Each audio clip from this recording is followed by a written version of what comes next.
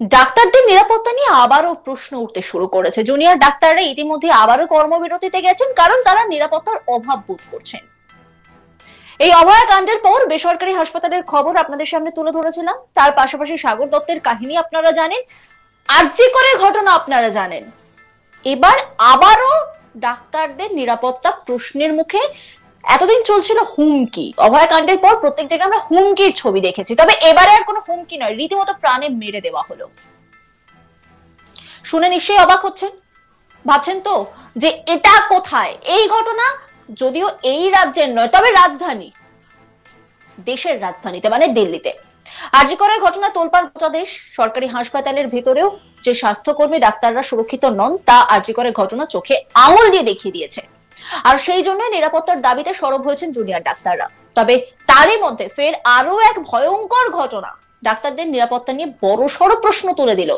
যখন আরজি কর কাণ্ডের পর দেশজুড়ে ডাক্তারদের নিরাপত্তা নিয়ে আন্দোলন চলছে, তখন এক হাসপাতালে ঢুকে কর্তব্যরত ডাক্তারকে গুলি করে খুন করলো দুই যুবক।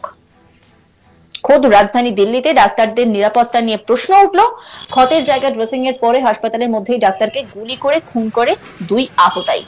সূত্রের খবর, দক্ষিণ পূর্ব দিল্লির জেতপুরের কালিন্দিকুঞ্জ এলাকায় একটি বেসরকারি হাসপাতালে সেই ঘটনা ঘটেছে। অভিযুক্তদের পাকড়াও করতে ইতিমধ্যেই তল্লাশি শুরু করেছে পুলিশ। সিসিটিভি ফুটেজ খতিয়ে দেখা হচ্ছে, অভিযুক্তদের ধরার চেষ্টা করা হচ্ছে। হাসপাতালের এক কর্মী বলছেন যে রাত 1টা নাগাদ এই ঘটনা ঘটে।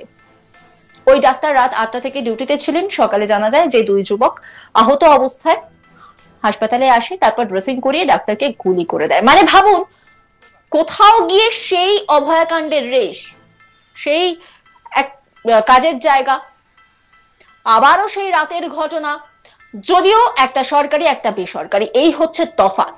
এর বাইরে কোনো তফাৎ নেই, দুজনেই ডাক্তার। সেই ডাক্তাররা যে কথা বারংবার বলছেন যে নিরাপত্তা নিরাপত্তা নিরাপত্তা, সত্যি সেই নিরাপত্তা নিয়ে আবারও প্রশ্ন উঠলো, কারণ তিনি ডিউটি করছিলেন সেই সময় এরকম ঘটনা। হাসপাতালের এক কর্মী তিনি কি বলছেন শোনাবো আপনাদের। जावेद को कौन आकर गोली मारा? क्यों आप पता लगाइए, पुलिस पता करेगी। एक बजे करीब की बात है। अच्छा, 1 बजे करीब। डॉक्टर जावेद कब से यहाँ थे? डॉक्टर जावेद नाइट में यहाँ 8 बजे से थे। अच्छा, कब से प्रैक्टिस कर रहे थे? प्रैक्टिस नहीं, वो आरओ में थे और 2 साल से यहाँ ड्यूटी कर रहे थे। मैं कुछ नहीं देखता, मेरी डे की ड्यूटी होती है। रात में उस समय थे, कल थे? नहीं मैं नहीं था। क्या पता मुझे मॉर्निंग में। आप मॉर्निंग में आपको क्या पता चला? मॉर्निंग में ये पता लगा कि जो यहाँ रात में 2 लड़के आए हैं, उन्होंने डॉक्टर साहब को पहले दिखाया है पेशेंट बन के, फिर शूट कर दिया है, गोली मार दी। कहाँ पे गोली मारा था? उनके हेड पे गोली मारी। প্রাথমিকভাবে পুলিশের তরফে অনুমান করা হচ্ছে যে এটা টার্গেট কিলিং এর ঘটনা। আর সেই ঘটনা ঘটলো এমন একটা সময় যখন কলকাতা আরজি কর মেডিকেল কলেজ এবং হাসপাতালের তরুণী ডাক্তারকে খুনের ঘটনা নিয়ে প্রতিবাদ চলছে দেশের বিভিন্ন প্রান্তে। তার মধ্যে এই ধরনের ঘটনা ফের একবার হাসপাতালের নিরাপত্তা নিয়ে প্রশ্ন তুলে দিয়েছে। হাসপাতালের সিসিটিভি ফুটেজ খতিয়ে দেখা হচ্ছে, তদন্ত শুরু হয়েছে, কিন্তু বারংবার এই ঘটনা, যা নিয়ে বারবার জুনিয়র চিকিৎসকেরা কর্মবিরতিতে যাচ্ছেন, আবারও তারা কর্মবিরতিতে গেছেন, যা নিয়ে রীতিমতো প্রশ্ন উঠছে। সাধারণ মানুষ প্রশ্ন করছে, সরকার প্রশাসন থেকে শুরু করে প্রত্যেকে প্রশ্ন করছে এই সময় জুনিয়র ডাক্তারদের প্রয়োজন, কিন্তু তারা যে প্রশ্নটা করেছেন নিরাপত্তা কি রয়েছে, সেই নিরাপত্তা নিয়ে প্রশ্ন উঠতে শুরু করেছে। এই নেই আমার এক কলিগ অনির্বাণ, সে কি বলছে শোনাবো আপনাদের। এই মুহূর্তে কিন্তু বেশ চাঞ্চল্যকর একটি পরিস্থিতির সৃষ্টি হয়েছে কোথাও গিয়ে, কারণ একজন ডাক্তার, তাকে টার্গেট করা হয়েছিল এবং তাকে গুলি করে গুলিবিদ্ধ অবস্থায় কিন্তু তাকে পাওয়া যায়, এবং দুই যুবকের বিরুদ্ধে মূল অভিযোগ এবং যে ঘটনাটি ঘটেছে সেই ঘটনাটি আমরা জানি যে আরজি কর হাসপাতালের যে ঘটনা, সেই ঘটনা কিন্তু শহর কলকাতার মতো, যেখানে কালচারাল রাজধানী বলা হয় কলকাতাকে, সেখানে ঘটেছিল। এবং এই মুহূর্তে দাঁড়িয়ে কিন্তু যে খবর আমরা পাচ্ছি সেটা কিন্তু একেবারে দেশের রাজধানী দিল্লি থেকে, এবং দিল্লির একটি বেসরকারি হাসপাতাল, যে হাসপাতালে ডাক্তার কর্মরত অবস্থায় ছিলেন এবং দুই যুবক সেখানে ঢুকে তারা তাদের নিজের পায়ে একটি চোট ছিল একজনের, এবং সেই পায়ে ড্রেসিং করান, এবং ঠিক তারপর কিন্তু একেবারে কেবিনে গিয়ে ডাক্তারকে খুন এবং ডাক্তারের মাথায় গুলি করে গুলিবিদ্ধ অবস্থায় তাকে পাওয়া যায়।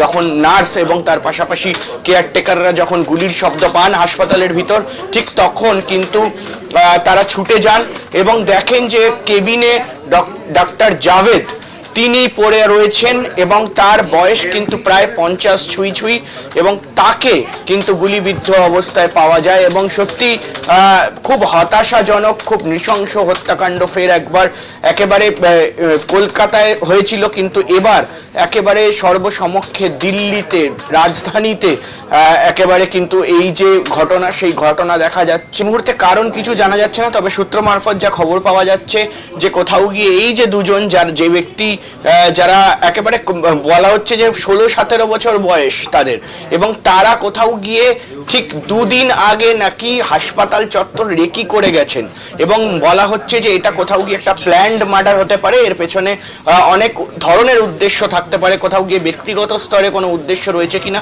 সেটা তো এখন তদন্ত সাপেক্ষ ব্যাপার, সেটা নিয়ে তদন্ত চলছে ইতিমধ্যে। কিন্তু তারই মধ্যে এই মুহূর্তে দাঁড়িয়ে কিন্তু ডাক্তারদের যে ফোর্ডা অ্যাসোসিয়েশন রয়েছে তাদের থেকে শুরু করে বিভিন্ন যারা ডাক্তারদের অ্যাসোসিয়েশন রয়েছে তাদের কিন্তু একটা ক্ষোভ বাইরে আসছে এবং তারা কিন্তু ক্ষোভ প্রকাশ করতে শুরু করেছেন। এবং মূলত সেই ক্ষোভ আমরা দেখেছি যে আরজি কর হাসপাতালে যে নৃশংস ঘটনা ঘটে, সেই নৃশংস ঘটনার পর থেকে কিন্তু আরজি কর হাসপাতালের যারা ডাক্তাররা তারা কিন্তু কর্মবিরতিতে চলে যায় এবং মূলত আরজি কর হাসপাতালের যে ঘটনা, সেই ঘটনা শুধুমাত্র ডাক্তার নিগ্রহের নয়, সেই ঘটনা কিন্তু একেবারে সরকারি হাসপাতালে, শহর কলকাতার বুকে আরজি কর হাসপাতালের ভেতর নৃশংস ঘটনা, অত্যাচার এবং ঠিক তারপর কিন্তু মৃত্যু হয় ডাক্তারের। এবং মূলত এই বিষয়টা সামনে আসার পর থেকে কিন্তু প্রায় দীর্ঘ 50 দিন হতে যাচ্ছে শহর কলকাতায় বিচলিত অবস্থা। এবং তার পাশাপাশি কিন্তু আমরা স্পষ্টত দেখতে পাচ্ছি কোথাও গিয়ে যে আরজি কর হাসপাতাল হোক বা যে কোনো পশ্চিমবঙ্গের হাসপাতাল হোক, ডাক্তাররা তাদের কর্মবিরতির থেকে সরতে চাইছেন না এবং তাদের মূল একটাই দাবি রয়েছে এবং সেই দাবির মধ্যে কিন্তু অবশ্যই জানা যাচ্ছে যেটা যে সেখানে গিয়ে তারা কোথাও গিয়ে চাইছেন যে সুরক্ষা, সুরক্ষা এবং সুরক্ষা, এটাই কিন্তু মূল মন্ত্র এই মুহূর্তে ডাক্তারদের। এবং তারই মধ্যে যখন গোটা রাজ্য বা গোটা দেশের ডাক্তাররা সুরক্ষা চাইছেন, ঠিক তখনই আরো একটি চাঞ্চল্যকর ঘটনা একেবারে দিল্লির বুকে, এবং সেই দিল্লি যেটাকে ভারতবর্ষের রাজধানী বলা হয় এবং সেখানে কিন্তু পার্লামেন্ট হাউস থেকে শুরু করে রাষ্ট্রপতি ভবন, প্রাইম মিনিস্টার, প্রধানমন্ত্রী, রাষ্ট্রপতি সবাই থাকেন এবং সেই দিল্লিতে এই ধরনের ঘটনা একটি হাসপাতালের ভিতরে কিন্তু সত্যি প্রশ্ন তুলে দিচ্ছে যে কোথায়। নজর রাখুন আজ তাক বাংলার ইউটিউব স্ট্রিমিং এ।